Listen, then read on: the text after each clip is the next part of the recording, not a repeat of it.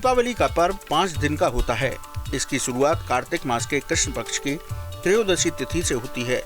इस दिन दीपोत्सव पर्व का पहला पर्व धनतेरस मनाया जाता है। कार्तिक मास परम कल्याणकारी मास है। कार्तिक मास में यम पंचक का महापर्व मनाया जाता है। यम पंचक के 5 दिनों में धनतेरस, नरक चतुर्दशी, दीपावली, गोवर्धन पूजा और भाई दूज ये 5 पर्व मनाए जाते हैं। धनतेरस का पर्व कार्तिक मास की त्रयोदशी में मनाया जाता है। इसे धन त्रयोदशी भी कहते हैं।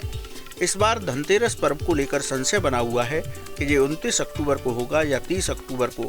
हम आपको बताएंगे किस दिन मनाना शुभ होगा। धनतेरस पर्व के दिन आयुर्वेद के देव भगवान धन्वंतरि का जन्मोत्सव पर्व मनाया जाता है। कार्तिक मास के त्रयोदशी तिथि को अमृत कलश लेकर भगवान धन्वंतरि प्रकट हुए थे। समुद्र मंथन के समय निकले 14 रत्नों में से एक हैं भगवान धन्वंतरि। भगवान विष्णु के अंशावतार हैं भगवान धन्वंतरि।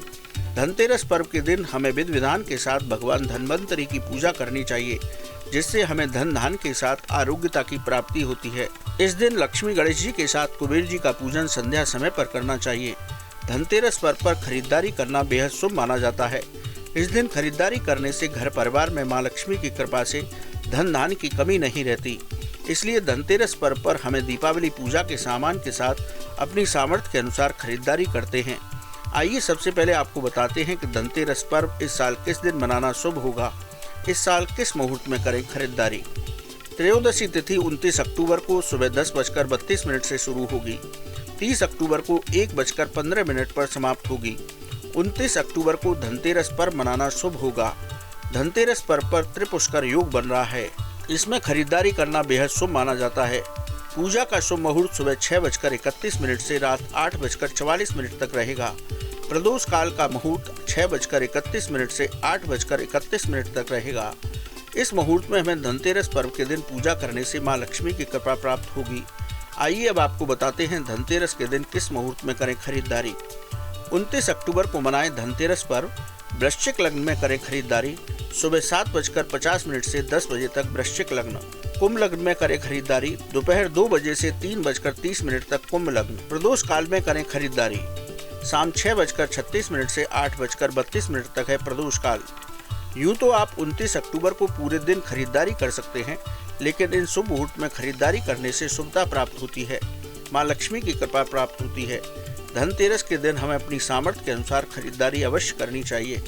इनमें सोना, चांदी, तांबा आदि धातुओं की वस्तुओं के साथ पूजा की सामग्री भी खरीदनी चाहिए। आइए अब आपको बताते हैं शास्त्र के मुताबिक हमें क्या खरीदना चाहिए। सोना या चांदी की वस्तु खरीदें। सोना या चांदी के सिक्के खरीदें। तांबा पीतल के बर्तन खरीदें। श्री यंत्र खरीदें। नए वस्त्र खरीदें।